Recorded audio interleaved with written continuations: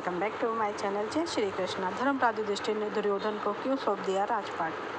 पांडवों ने अपने छिपने के स्थान से बाहर जाने के बाद अर्जुन ने द्रौपदी को स्वयंवर में जीत लिया और फिर पांचों भाइयों का विवाह द्रौपदी से हो गया। दूसरी तरफ कौरव युद्ध को खुद को अपमानित महसूस कर रहे थे और गुस्से में और आश्चर्यचकित थे। वे पता नहीं लगा पा रहे थे जिन पांडवों को उन्होंने मारा हुआ मान लिया था वे 1 साल बाद जिंदा कैसे हो गए। उन्होंने पांडवों के जले हुए शव देखे थे और वे अचानक एक झटके के साथ सामने आ गए थे। द्रौपदी से विवाह होते ही द्रुपद के साथ बने संबंधों ने उन्हें और भी मजबूत बना लिया था, जिससे वह अपमान की बात तो यह थी कि अर्जुन ने उस स्वयंवर को जीता था जिसकी प्रतियोगिता को कोई भी कौरव पार नहीं कर सका था और कर्ण को प्रतियोगिता में हिस्सा ही नहीं लेने दिया गया था क्योंकि वह नीच जाति का था।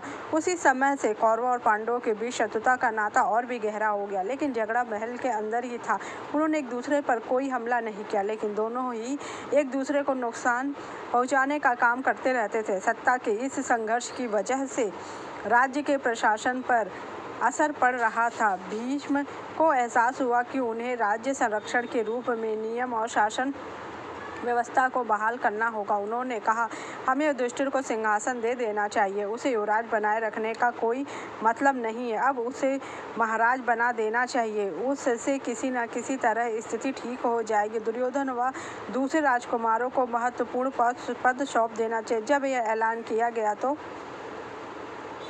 दुर्योधन गुस्से से पागल हो गया। उसने अपने पिता के पास जाकर कहा, आपने मुझे भावी राजा की तरह पाला पोसा है और अब आप कह रहे हैं कि मुझे दास बनकर इन लोगों से आदेश लेने होंगे जो जंगल से आए हैं। आप चाहते हैं कि मैं भीष्म के अधीन रहूं।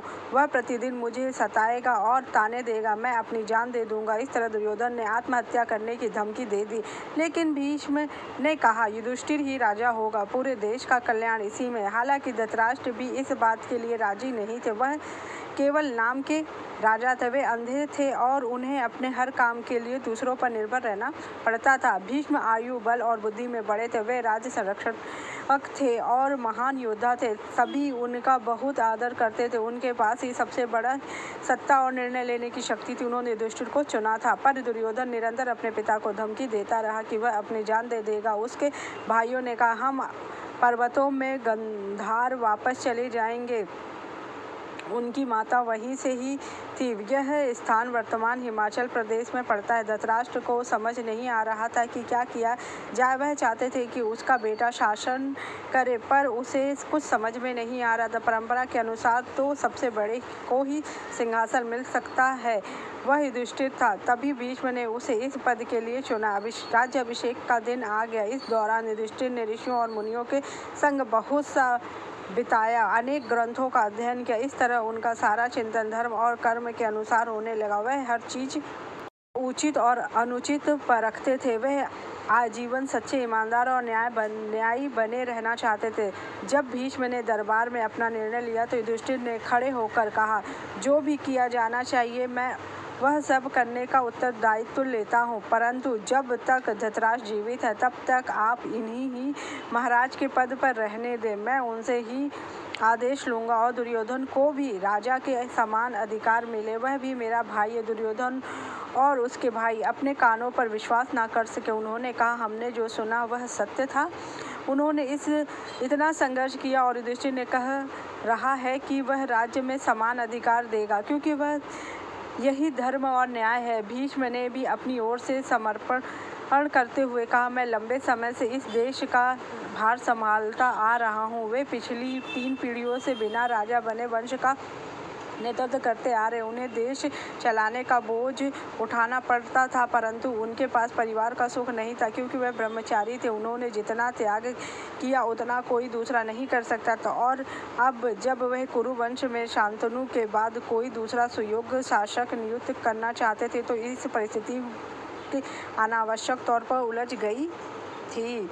चारों पांडव भाई गुस्से से सुलग उठे, पर उन्होंने अपने पिता की मृत्यु के समय कसम खाई थी कि बड़े भाई के तौर पर युधिष्ठिर जो भी कहेंगे वह उनके लिए पत्थर की लकीर होगी। इस देश में यही नियम हुआ था, पुत्र वही करते थे जो उनके पिता कहते थे। पूर्व बुजुर्ग अपने से छोटों पर अपना आदेश चलाते थे। शांतनु और पुरु के समय से ऐसा होता आ रहा था, परंतु दुर्योधन के सामने मामले में यह प्रार्थना उलट थी। चारों पांडवों अपने भाई युधिष्ठिर और पिता की तरह मान देते थे। वे सदा उसकी आज्ञा का पालन किया करते थे, पर आज भीम को यह सब सहन ना हो, आज्ञा का पालन करते थे। पर आज भीम को यह सब सहन नहीं हो रहा था। इतने वर्षों तक कष्ट सहने के बाद जब युधिष्ठिर को राजा बनाने जाने वाला था और पांडवों के पास सारे अधिकार आ रहे, तभी उसने सिंहासन पाने का दावा छोड़ दिया और अपना अधिकार धृतराष्ट्र और उसके वंश के साथ बांटने का फैसला किया। पर भीम ने तो अपने भाई को कुछ कह सकता था और ना ही उससे लड़ सकता था। वह चुपचाप दरबार से बाहर चला जाता था। इस दौरान भीम ने हमेशा की तरह भरपेट खाना खाया, किसी न किसी से उलझता रहा। उसने यही पसंद था, बहुत सारा भोजन और लड़ाई। उसके पास अंतर ऊर्जा और भूख थी। लड़ाई के साथ ही जो हरियाणा में जालंधर, उत्तर प्रदेश में वालंधरा तथा बंगाल में बाकी जगह पे जाके उन्होंने अपनी राजधानी का निर्माण किया। ठीक इसी तरह ही पांडवों ने अपना जीवन यापन किया। फिर भी